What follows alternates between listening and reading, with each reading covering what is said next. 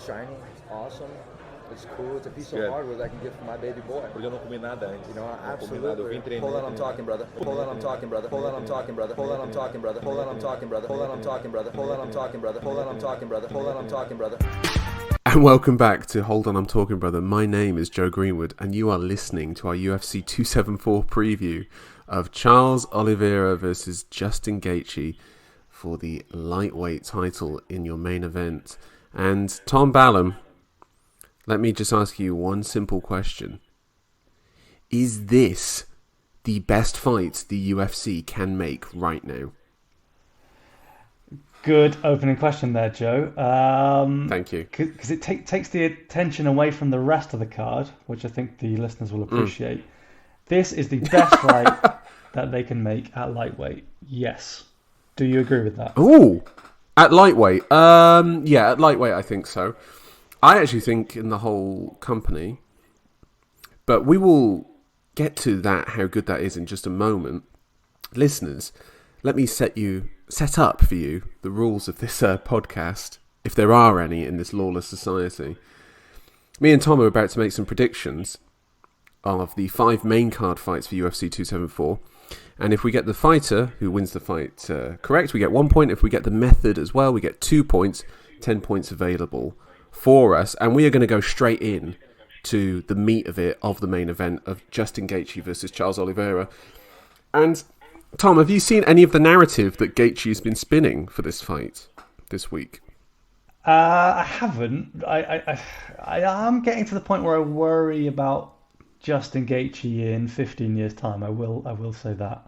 But specifically for this fight, no. Clue me in. Well, he's if you want to see what he's going to be like in 15 years' time, Shogun is fighting on this card. So if you want some warning signs of CTE, just look at that. Gaethje's been putting this out there that Charles Oliveira has changed and has improved, but once a quitter, always a quitter is his saying. No. I think this is just some childish smack talk, isn't it, really? Like, I don't think there's really much to see there.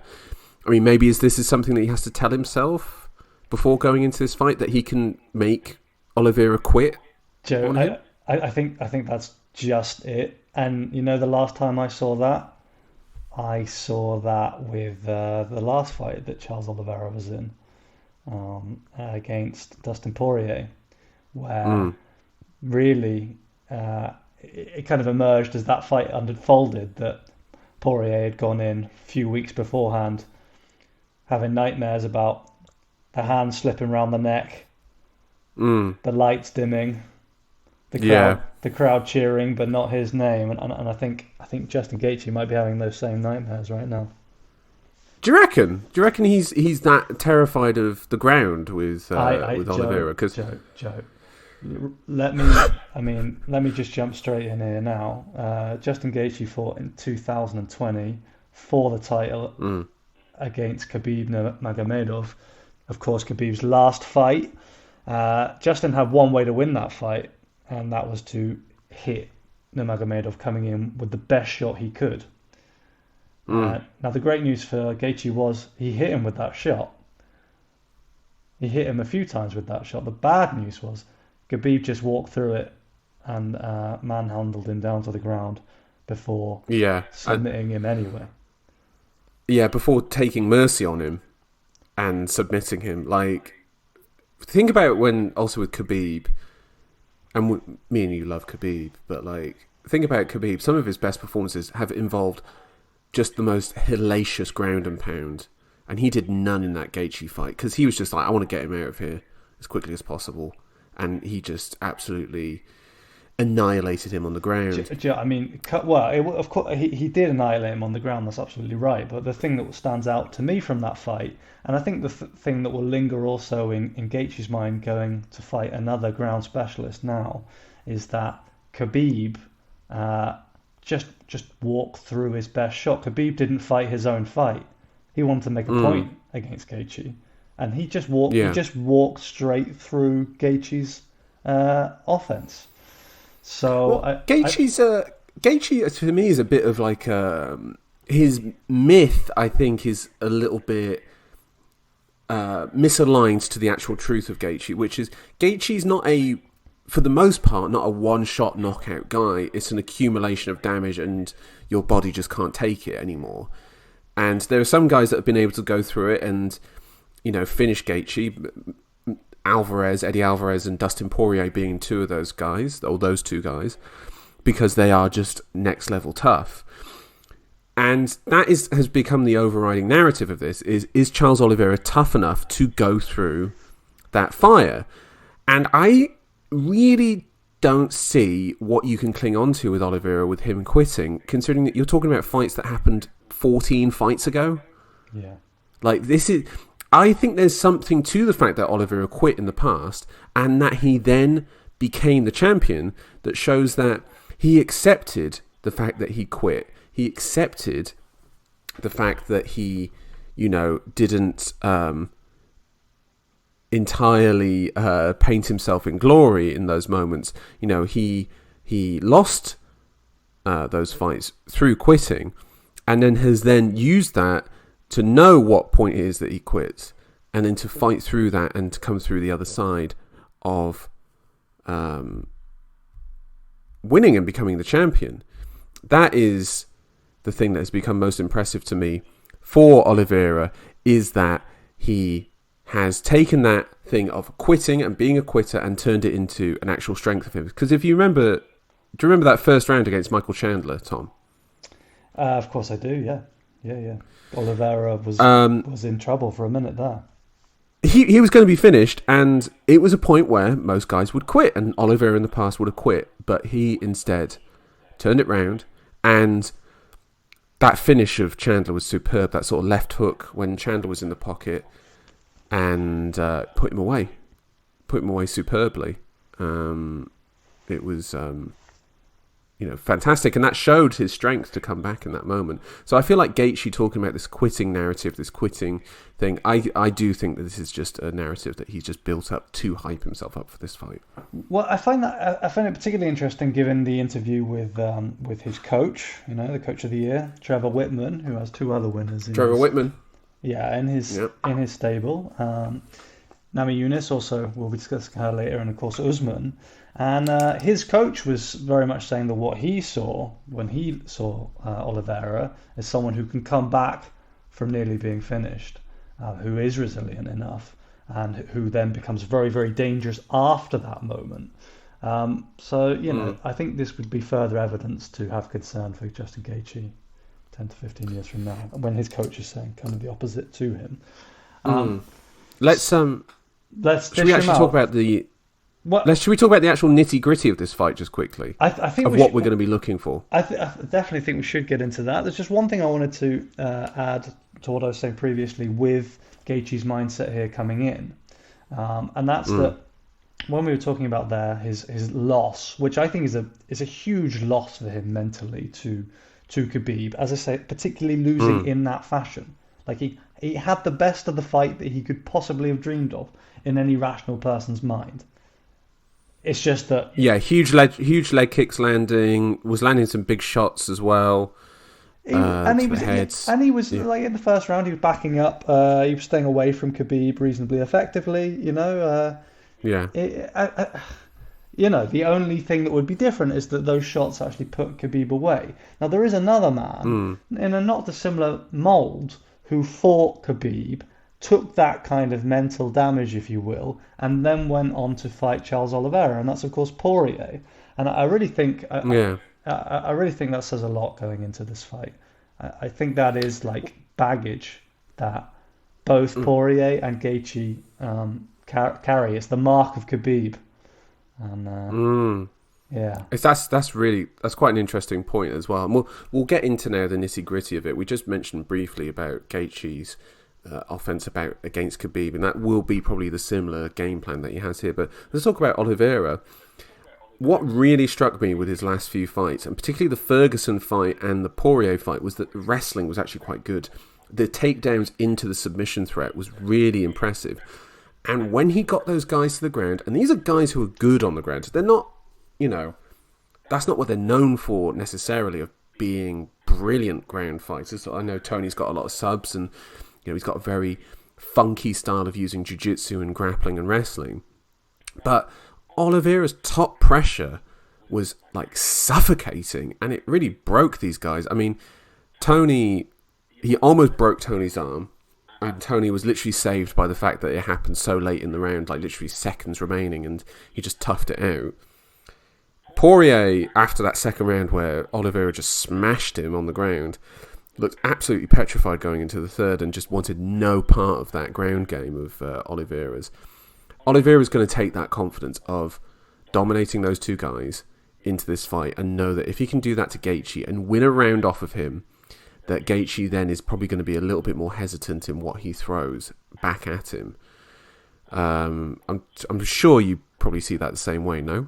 Absolutely, Joe. Absolutely. No, I think if that moment comes, it's really, if Oliveira is able to get into a position where he's on top on the ground, I think the fight is over. Not necessarily at that moment, but as you say, then the fear, like the danger that implies for Gaethje going forwards, it will be too much for him to maintain his aggressive offensive style, given that he'll know once he's down, he's not coming back up. So, and also think about this as well, is that take the Chandler fight and the Poirier fight. Those two guys battered Oliveira. Like, Poirier battered Oliveira in that first round, and Oliveira was still there coming back, and he won that second round. And he just takes that confidence of, this guy's got nothing for me on the ground. Like, when it comes to submission and grappling, this guy doesn't have anything for me on the ground. There's very few guys that will have anything for him down there. And I think that's something that will be difficult for Gaethje to potentially overcome. But what Gaethje can offer is just relentless, heavy damage coming back for probably 5 rounds. We're talking about leg kicks that are just absolutely barbaric. Like, even from the clinch position, he's throwing like leg kicks. We're talking these. He has kind of like a bit of a weird hook. I don't know. Have you ever noticed about Gaethje, about his hooks? Definitely, you can see them in the video. I don't know if you've seen the countdown the UFC put out, but you can see Gaethje working those slightly off and slightly funky. Yeah, they come from like a weird sort of like low angle, and it's almost like he hits them with like the sort of I don't know how to describe it, but other than like the heel of like the palm, like, where it sort of joins at the wrist, like it's kind of almost like a bit of like a slap that he sort of throws. And he throws it at kind of like a kind of looping way, which would leave him open to a counter. But Gaethje has such faith in his chin, which he's almost right to have at this point, considering the damage and the power that he has absorbed, at least in one-shot moments, that he could probably walk through what Oliveira can throw in a single moment. It's whether he could take an accumulation of damage off of Oliveira on the feet that I would probably be hesitant for him to think about. And this is where we really need to talk about the evolution of Charles Oliveira on the feet. Now, I don't know what happened when he dyed his hair blonde, Joe. But that is a mythical fighter right there. Incidentally, it does appear that he's dropped the blonde look going in. I hope that's not a bad omen for Has Charles. he? Yeah. Did you see the countdown? No. I haven't watched any of the countdown stuff, which I'm a little bit. This is one for you and the listeners of this before Saturday night. There is a fantastic bit of footage of Oliveira going into the fight with Poirier. This is a bit of an aside here, but I think it's worth noting because you should really go out there and watch this, everybody. Where, basically you're looking at footage of Poirier as the champion waiting, the fact that everyone's overlooked Charles, the fact that then Charles had the bad first round, and then obviously going on to win the fight and really being a symbol for those who have been counted out, for those who have been lost, for the people, we know Charles' story coming from the favela, I think being quite sickly as a child.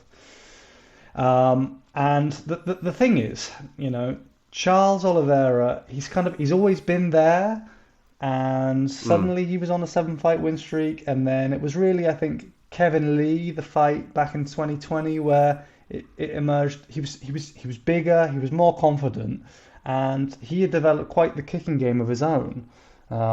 Quite flashy, quite varied on the feet, very hard to know what's coming. Elbows, spinning back fists, really, really diverse striking game, and he seems to have a lot more size to him now. You can really see people reacting when he hits them, whereas his reputation previously was as someone who, he was very one-dimensional, and that he could kind of play on the feet, but it was all about the ground game. Yeah. I think he's a bit more than that now. Well, remember also, he was a featherweight when he first came into the UFC, and I think that cut was too much for him. And then he obviously moved up to 155 because the cut was too hard, but he hadn't really filled out for the division.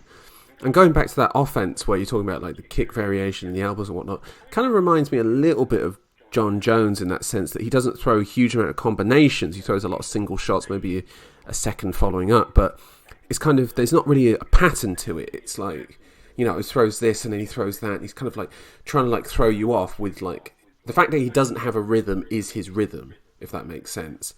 And it's that variety that I think will cause Gaethje problems.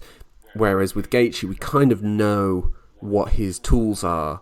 It is a sort of solid 1-2 down the middle. It's the heavy leg kicks and it's the hooks coming in at sort of wonky angles. Yeah.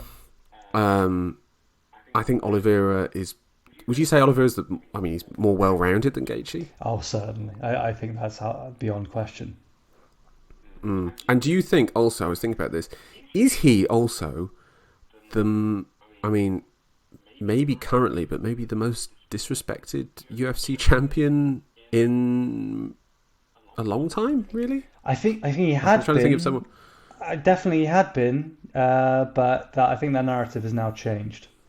And I think he changed that himself with the way he put Poirier away last time.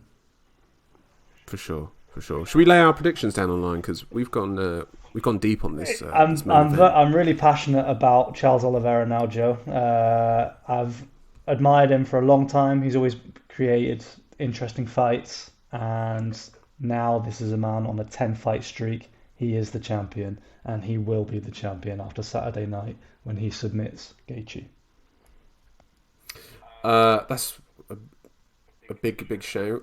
I don't want this to come across as that we're sort of anti-Justin Gaethje here, because I think we both agree that he's maybe the most entertaining fighter in the UFC. And yeah, Charles's narrative is obviously a lot more intoxicating to us. Of course it is going to be. I think it will come down to that thing of, can Oliveira get a finish on the ground? And if he can't, what will those rounds 3, 4 and 5 look like? Will Charles have that dog in him to keep going? Yes, he will. And for me, Tom... Yes, he will. For me, Tom, he will have that in him. And also, I don't think it's going to get that far. I've got Charles Oliveira by submission in this main event. I think he will finish Justin Gaethje. And once he gets him to the ground, he may not finish him the first time he gets him to the ground, but that confidence that will come from knowing that Gaethje is nowhere near on his level on the ground is what's going to force... it's going to feed into Oliveira's confidence to finish him. Before we get into the next fight, Namajunas versus Esparza, I just want to bring to the listeners' attention the fact that Joe Greenwood, my co-host, he picked Poirier, lost the belt, picked Poirier against Charles. I called the submission. It was a contrarian pick at the time, and look who's turned around on me. Welcome, Joe. Who voted Charles Oliveira as the fighter of the year, me or you? I don't want to get into the weeds. That was me, Joey. I don't want to. Let's go on to the co-main event of Rose Namajunas versus Carla Esparza, and we'll get to Carla Esparza in a moment. But Tom, if Rose Namajunas wins on Saturday, where does she rank in the greatest women's fighter of all time sort of debate? Wow. So we're not just talking here at her weight class, strawweight. We're talking across divisions. I mean, I think the division is up for debate, but I also think when you get to that level of the division, you should end up going into that sort of best of all time sort of debate as well. I think... given that I don't want to start knocking Rose here, but given that her title run now does include 2 split decision wins. Last time out against Zhang Weili. I did think she won that fight, but it was razor close. And of course, then the second fight with Andrade, which I did think she won. I compare her record. Jędrzejczyk is the one you're thinking of. The second title fight with Jędrzejczyk. Or was it the Andrade fight, the 3-rounder that you? Yeah, sorry, sir. Yeah, Andrade. She fought Andrade again. After that she lost to the Slam in the second fight. Yeah. And yeah, I think it went to split decision. I could be getting that wrong. Yes, you're right. Sorry, you're right. Absolutely my mistake. But that wasn't a title fight. I just want that. No. That slight correction for the listeners. Sorry, Tom. Yeah, my mistake. You're right For interrupting. Yeah, no. Okay, so I mean that only furthers my point. A lady here with, one defense of the belt in her current run.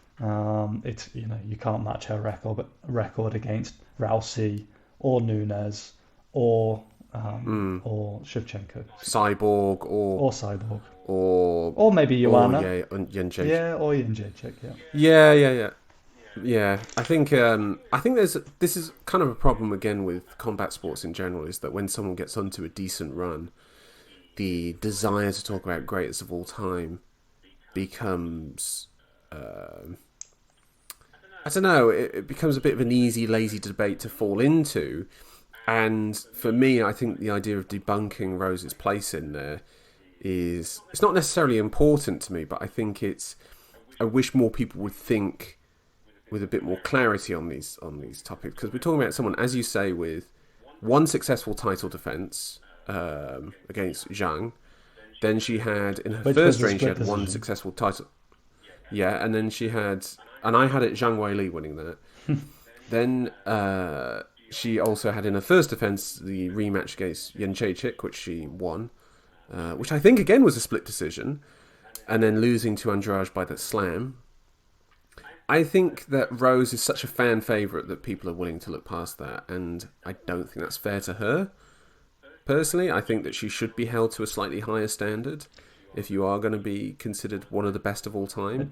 And a part of that is making your resume undeniable, and beating someone like Carla Esparza is a part of that. Joe, I mean, this conversation is kind of absurd. Given those split decisions, given that her record overall is 11-4, including losses to Karolina Kowalkiewicz, Tisha Torres, and Carla Esparza, who I think we should shine our light on now.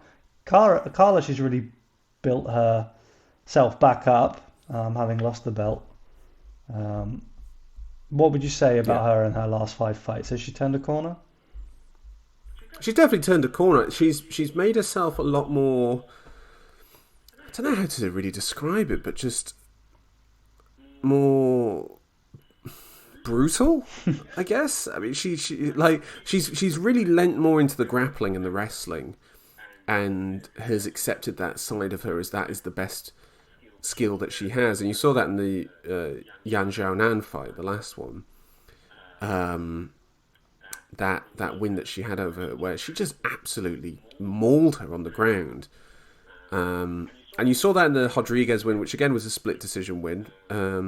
Saw that in the win over Waterson as well.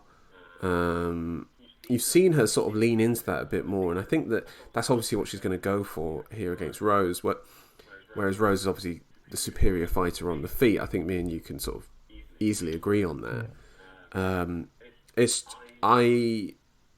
I'm wondering where Esparza finds the entry points to take Rose down.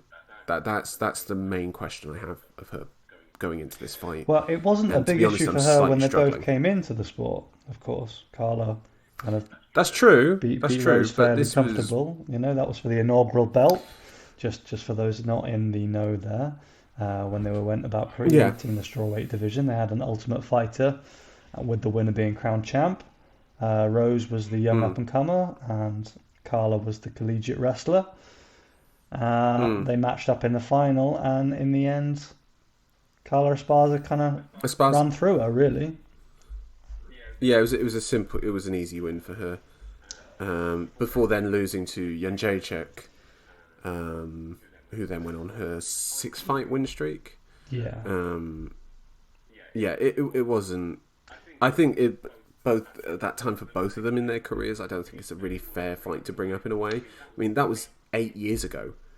That fight. What sorry, just under 8 years ago. The reason I bring it up, Joe, is since then, who has Rose fought with that same tier, the same level of wrestling? Jessica Andrade? I'm not sure. Not really. Michelle Waterson? Absolutely not. Yadrin Jacek? No. Torres? No. Zhang Weili? No. So I wonder if that is still a big weakness in Rose's game. That's an interesting point, actually, that I guess she hasn't had that experience in there. And actually, thinking about her last few fights, actually, it was Zhang that took her down in the last fight, and I think that's what led to her win. Obviously, Zhang was training with Henry Cejudo for that fight. And our boy, Captain Eric Albacien, big fan of him on the pod. Spiritual leader on the pod. Yeah, for sure. Thought leader. I do think Rose, though, has advanced, personally, quite a bit, and I think that she's a lot slicker on the feet, and I think she probably will end up tagging Esparza quite a lot. And here's my prediction, Tom. I'm going to put it out there that Rose is going to end this fight in the second round with a KO/TKO. No way. Esparza. Oh my God! You drunk the Kool-Aid, Joe. Which Twitter feed have you been reading? The goat conversation. No, absolutely not. I think I could see it being that Esparza goes for these takedowns. Rose is able to sort of like get out of range, and I could see Esparza sort of like end up throwing these takedowns from quite a way away. You've shocked me. I've got to win this belt back, and I've got to throw these things out there. This is Tilt. This is a man who hasn't held the belt aloft for a few months now. That's a wild call. Might I just add for the listeners before I give my prediction, just to underline how outrageous what Joe is saying here. I think I shared with you just the other day, Joe. We've had one knockout in female MMA, in women's MMA, this year. I know. One. I know, and the next one's happening on Saturday. That's what I'm telling you. So get your money out, and you can upgrade. I don't know, something on the pod with your winnings there, because you will get a lot if you pick that. I fortunately speak for the rational side, the brain of Hold On, I'm Talking Brother, and I'm not sure about this, but it's fine. I've got a free pass after that call from you, Joe. I've gone for a Namajunas decision, but I really think Fair enough. Think the bet here for anybody listening, I think interesting odds there on the Esparza win. I think she's probably actually slightly stronger than the underdog she's being made out to be. But I would put my money on my money on a Esparza win if I wasn't going for Namajunas by knockout. But yeah, it was. If you hadn't lost as a gambling your mind, yeah. No, I honestly I can see the logic here. Right, let's talk about this. Is this the people's main event, Tom? Michael Chandler versus Tony Ferguson, a man that me and you both adore, to the point that we started a podcast and actually named it after him. Those immortal words, the words that ended Verdun's career in the UFC. Where are you now, Fabricio? Not. Fabricio said he's going to box recently, but I was just like, please don't. Make it happen. After Tony takes out Chandler, let's make it happen. Oh my God. Do you know what my favourite part of that video is? Is like, obviously it's Hold On, I'm Talking Brother when he interrupts him.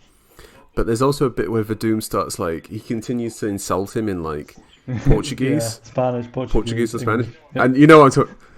Yeah, and then Ferguson's just like, I don't know what you're talking about, bro. And then like literally 3 seconds later, he stands up and says like, say that again to my face. So, brilliant. We've already given the listeners quite the watch list for after the pod, but you want to get on to YouTube because there is a 360 camera on the table. I don't know if you know about this, Joe, but you can see the reaction of the whole camera crew, everyone, in amongst of this showdown between Tony and Fabricio. But it's not Fabricio Tony's fighting tonight, Saturday night, that is. I think although I do think he's always fighting that fight with Fabricio on some level. This weekend is going to be Michael Chandler. Both men coming off a lot of losses here, Joe. But it's a little bit different for Tony, isn't it? For sure. I think the last 3 fights have been comprehensive dominations to the point of actually being a bit uncomfortable watching them. Yeah. I know that Tony has had, particularly for the Charles fight, he had a bit of a... Did you ever hear about his fight camp for that Charles Oliveira fight? I'm not sure. He didn't have one, and all he did was he did a bit of grappling, he did a bit of jiu-jitsu before going out, and that was it. Before he fought Oliveira. And it's just, I don't know what's going on with Tony when he did that. Joe, have you seen what's going on with Tony now? Let me just jump in there. Yeah, actually, I have. Do you want me to read the quotes about what he said? Please. So, at the last time, was it the last time he fought when it was Oliveira Chandler for the title? Ferguson fought Dariush in the co-main event. 3-round demolition. And he said that Michael Chandler is getting that. Yeah, Michael Chandler's getting that Dana White privilege, which was very funny. Great quote. And then that was brought up to him this week, and he said, Stoneface, he said, "I don't think that shit is very funny. You do maybe. You do maybe. I don't think it's very funny. Everybody's looking at it, they're smiling and laughing, but nobody's saying shit. I'm the one up here with Dana Brown privilege, or whatever the fuck you want to call it. I don't think it's very funny anymore. I don't think you should think that that's very funny. So I'm taking this weekend very fucking seriously, so I'll kick this Dana White boy's ass." He then went on to proceed to call the UFC. He called the UFC drug dealers, and said that we're all underpaid.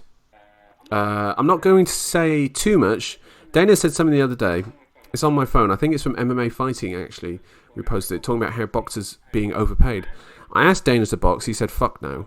I'm like, why? I want to go play baseball. I want to go do other pro sports. I'm an athlete. I grew up doing different pro sports at a very high level.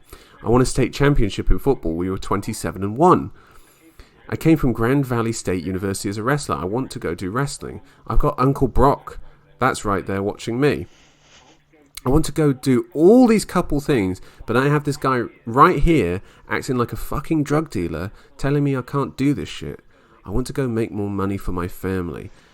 Tom, are you as worried as I am about Tony Ferguson at the age of 38 talking about wanting to go out and make money? Joe, yes I am, and I can give a little insight into these quotes, and again I have to refer you to the countdown. You really got to go in there and watch that, because they interview Tony, and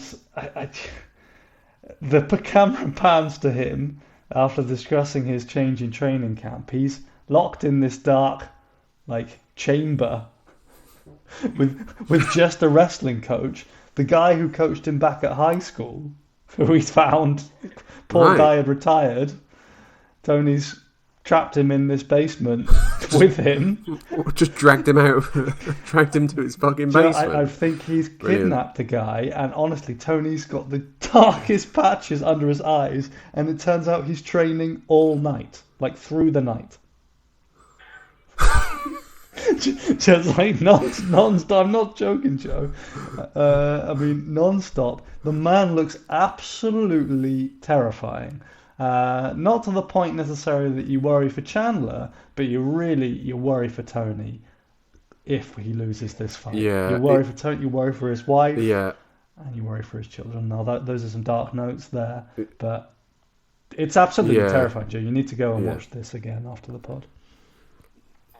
I will go watch it. I mean, we don't need to go into Tony Ferguson's history of mental health problems. He had the issues with his wife as well, which seemed to have been reconciled. Yeah, well, she was being a witch. Well, yeah, he accused her of being a witch, and you do worry about these guys starting to feel the effects of CTE, particularly a guy like Tony who relied on his chin so heavily to tire people out, basically, and then he fought Justin Gaethje. And I think we forget something about the Tony Ferguson timeline.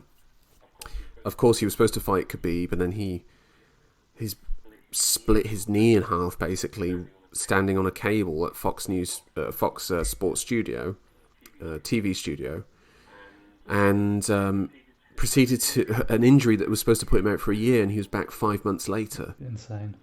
You know, fighting Anthony Pettis in an absolute war, and then he fought Donald Cerrone, and then it was just an output that was just ungodly. It was. And I do think that coming back from that at that time was probably a part of his downfall. You know, the fact that his body didn't properly recover. He didn't properly recover. He thought that he could just power through it, and he did. And he put on a good performance against Pettis, but you know, this wasn't peak Pettis, and I think that that's done a lot of damage to him, probably. Joe, I think we should give a little bit of attention to Michael Chandler, a man who's coming off some losses of his own. Yeah, 2 losses, but they're 2 very different losses. One to Justin Gaethje, which they obviously share in common, but one in which he really had Gaethje in a lot of trouble in the first round.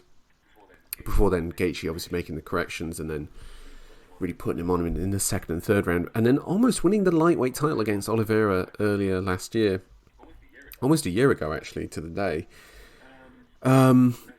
As well as beating Dan Hooker in his first fight in the UFC. Joe, I think those losses aren't as bad as those Ferguson losses. Let the listeners know the truth now.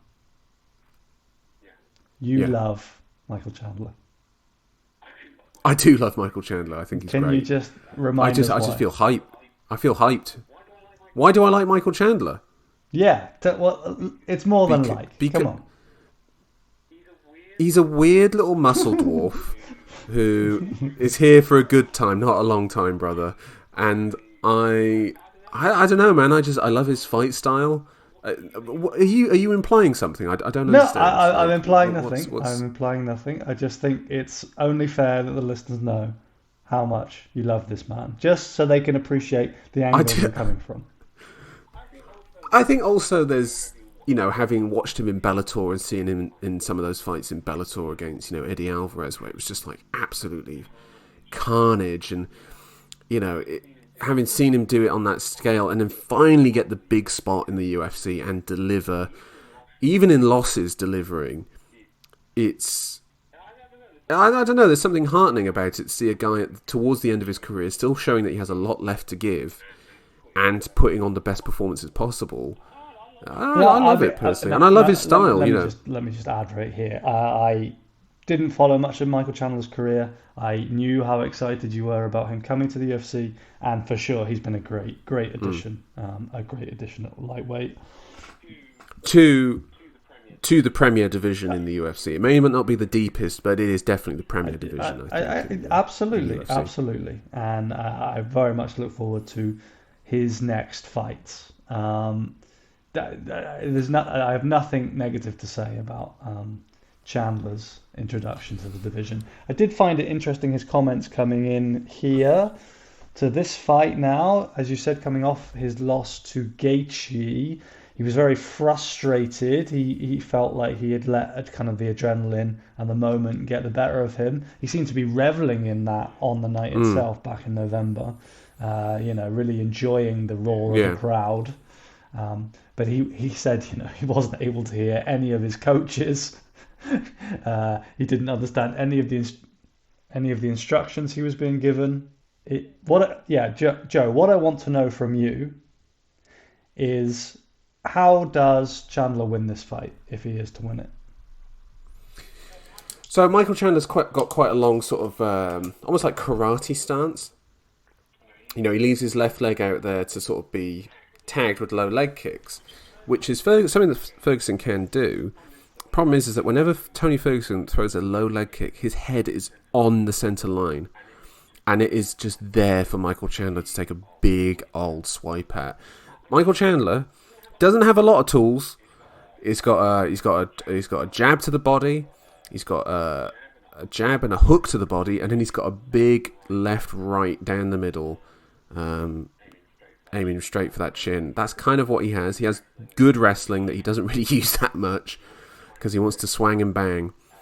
Whereas Tony Ferguson has that sort of more variety to his game that really he only taps into every now and again.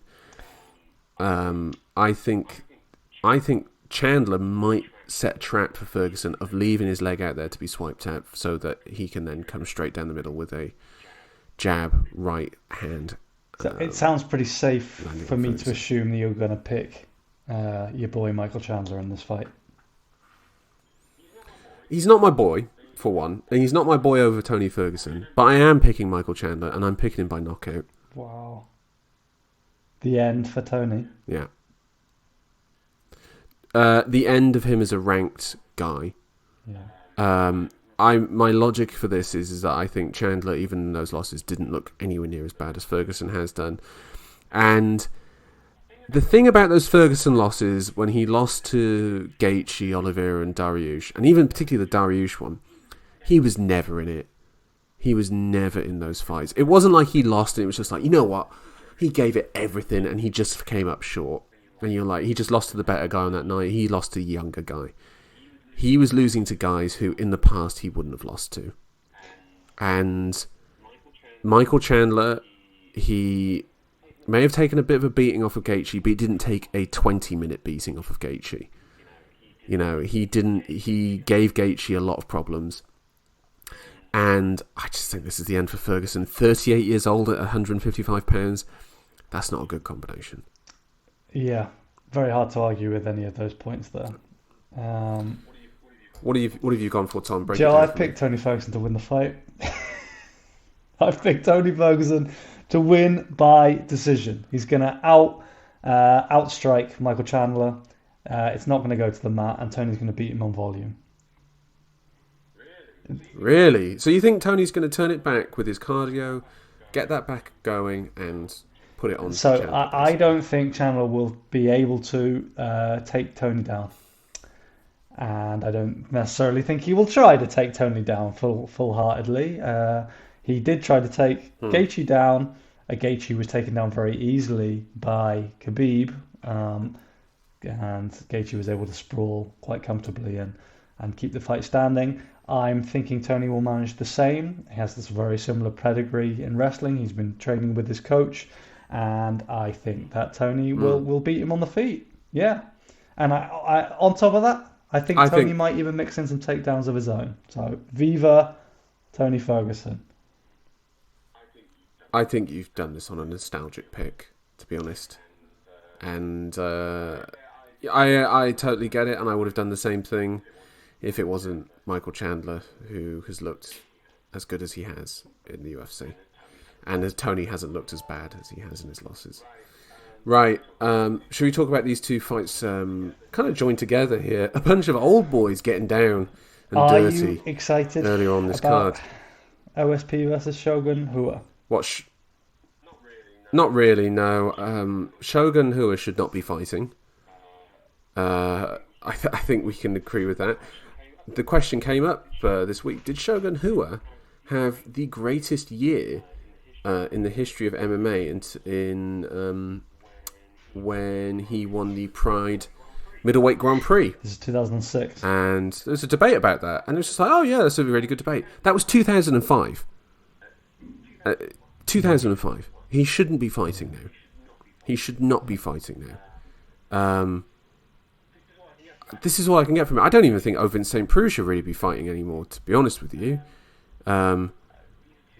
These are two guys that... Well, what are they getting from this now? Like, how much more can they really get from this career now? Yeah. Like, am I being an arsehole? Like, I feel like this is... I don't know. Are we speaking also now for Donald Cerrone and Joe Lauzon, the fight after that? Yeah, I think this is a similar thing for Cerrone and Lauzon. Where do we draw the line here? Is it the same true for Matt Brown, Carlos Condit, Nate Diaz? Carlos Condit has retired now, but Matt Brown is still showing signs of... Matt Brown and Jim Miller, they show signs that they've still got something to give. These guys have shown nothing. They've shown nothing. Can I just give you my OSP Shogun prediction? I think you should. I think you should, yeah. OSP by decision. Yeah, I've picked OSP by decision as well. As well, uninspired. And then should And then Donald Cerrone versus Joe Lozon. Yeah. I picked Cowboy by decision, but purely by the fact that Joe's Lozon. Oh no, I picked Cowboy by decision as well. We're talking about guys here who I question their motivation for fighting. I mean, Lozon has said that he only came back for this fight because it was the only thing that interested him, so he doesn't really need to fight. Fair enough. That's all right. Completely get that.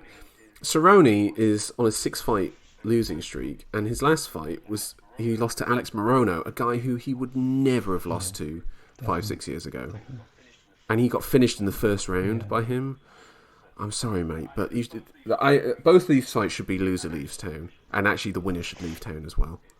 Like these fights should just not be happening. Sorry, I've really put a dampener on the end of these predictions. Well, for the listeners still with us, that will definitely put them to bed. I mean, Joe, you're right. I can't say anything. I guess my one comment would be like, I don't mind the UFC, letting the legends have a run out every now and again. Like, absolutely agree. Like I don't absolutely agree. But maybe only one set of, in quotation marks, legends per main card, if any. Maybe give them a prelim. Like it really. It's not main card stuff. It's not UFC. Charles de Bronx versus Gachi. There's a fight on the prelims. There's a fight on the prelims that I'm like, that should be on the main card, which we'll get to in a moment. But like, okay, yeah, these two fights are ideal for all four of these competitors. They've lined them up perfectly. Ultimately, though, I don't really want to talk about these fights. There's nothing really for me to buy. Break him down. What's Donald Cerrone? Donald Cerrone's going to start throwing. Yeah, is he going to throw some fucking Imanari rolls? No, he's not going to do that. Like they are going to be what they are. It's like recently Dan Hardy's announced he's come back and he's got a fight against Diego Sanchez in an exhibition boxing match. And it's like, yeah, fine, lads, make your money. That's fine. I'm cool with that. But like, do it in a place where I don't really have to see it, and the people who really want to see it can watch it. I mean, by the way, that's on an undercard of a Ricky Hatton, Juan Antonio Barrera exhibition fight. Like, it's pretty bleak going, and I know combat sports can be like that, but this is shouldn't be in the UFC, that's for sure. Shouldn't be in the UFC. Let's go on. Should we run through the predictions just quickly so that we've got? Well, first let's just defending champion. That's me. And I picked Donald Cerrone to win by decision in the first fight of the evening. Yeah, so did I. I picked OSP to beat Shogun Hua by decision in the next fight. I picked Michael Chandler to knock out Tony Ferguson in the third fight of the night. You did acknowledge that you were corrupted by love, and I picked Ferguson to win by decision, also corrupted by my own kind of love for Tony. Yeah. Rose Namajunas I've picked to win by knockout over Carla Esparza. I can't believe that, and I gladly will take the points for a Rose Namajunas decision or loss. I can't believe you picked Tony Ferguson, to be honest. And then we both picked Charles Oliveira to submit Justin Gaethje in the main event. It all comes down to Tony Ferguson, baby. 274.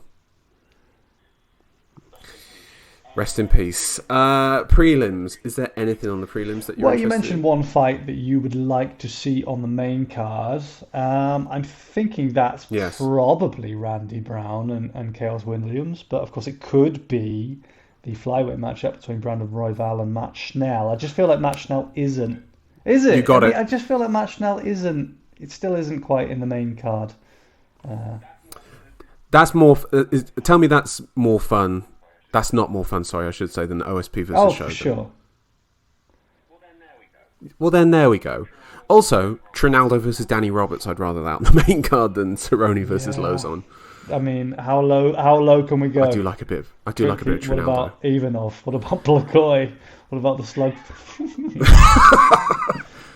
Jesus Christ. Remember what Derek Lewis said about him? I don't.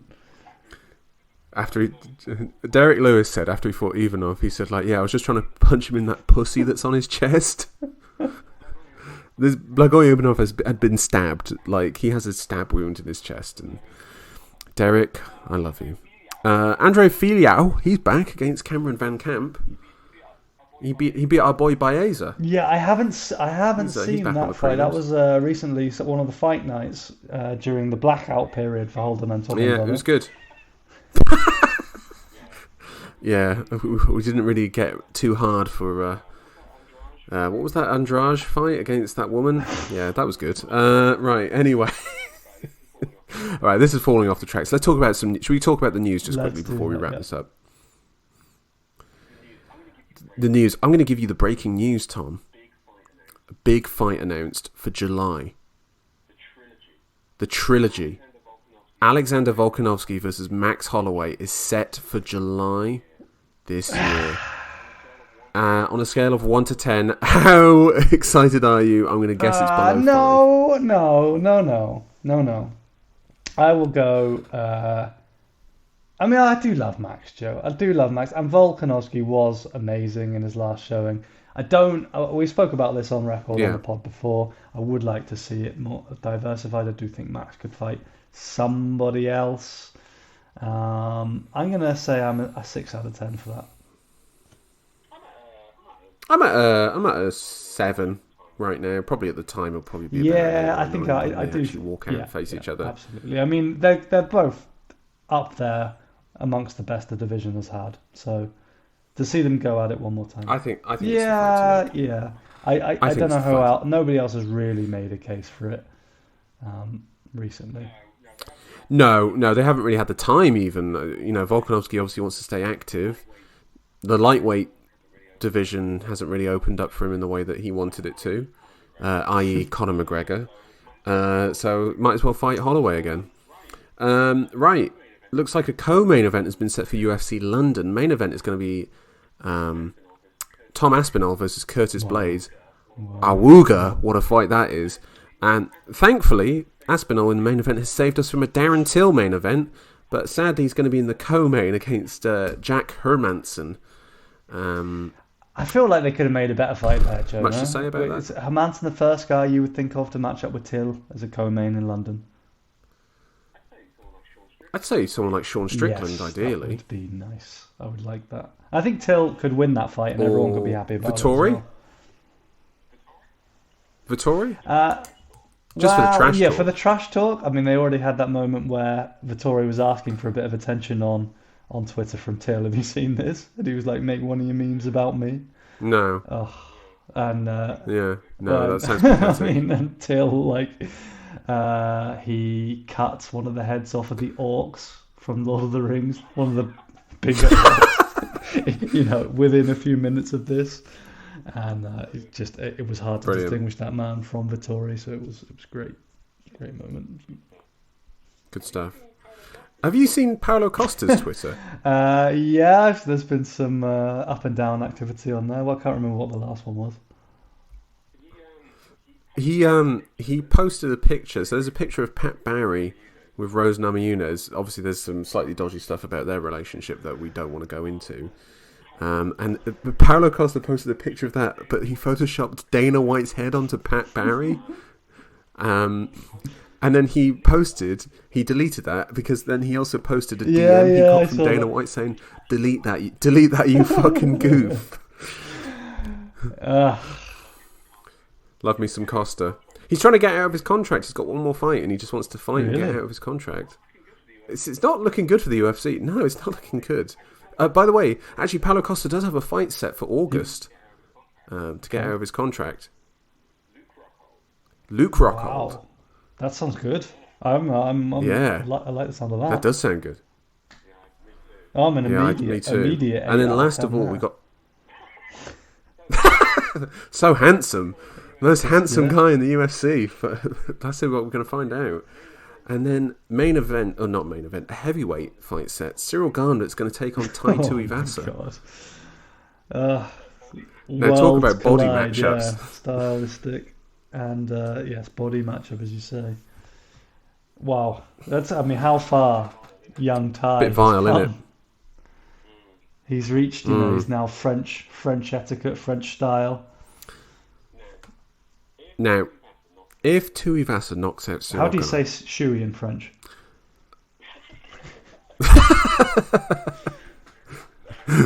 Le shui? Le Shui? Yeah, exactly. I don't know what I would do. That would be I amazing. think I probably actually would just. I think I would just I think I'd just immediately self-immolate without even like trying to do anything. I think I would just honestly just explode. I'm looking forward to it. Anyway, listeners, we're rambling. We're just saying stuff that we like the sound of now. Listeners, thank you so much for joining us for our preview of UFC 274. I'm sorry we've been away, but life gets in the way of these things every now and again. Well, also, as does technology. But we'll break that down on the next episode. I just want to jump in there. Send your hate mail elsewhere, guys.